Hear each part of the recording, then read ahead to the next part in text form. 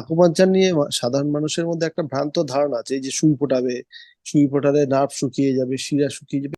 আমার একটা পুরনো ঘটনা মনে পড়ে যাচ্ছে, এটা এইচএস এর পর 93-তে অ্যাড দেখি, আকুপাংচার চিকিৎসা পদ্ধতি শেখানো হচ্ছে। কোথায় না, হাওড়া মরিগ্রাম।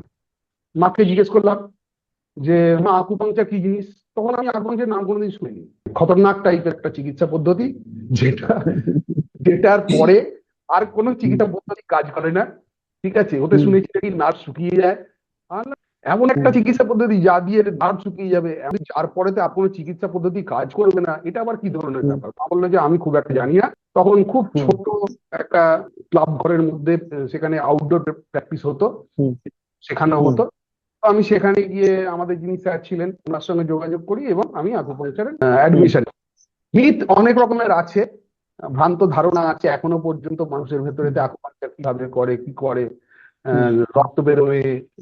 ঠিকঠাক ভাবে আকুপাংচার করা হয় তাতে কিন্তু ক্ষতির কোনো সম্ভাবনা নেই।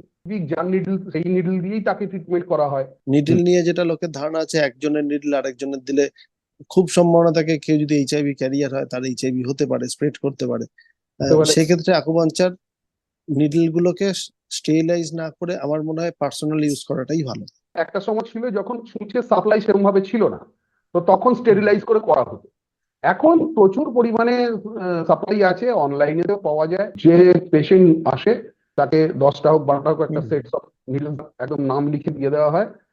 প্রত্যেক দিন সে যখন আসে তখন ওই ছুঁচি নিয়ে আসে এবং ওই ছুঁচ দিয়েই তাকে বারবার চিকিৎসা দেওয়া হয়। তাহলে আকুপাঞ্চার নিয়ে আমাদের একটা ধারণা ক্লিয়ার হলো। আপনাকে অসংখ্য ধন্যবাদ। নমস্কার। নমস্কার।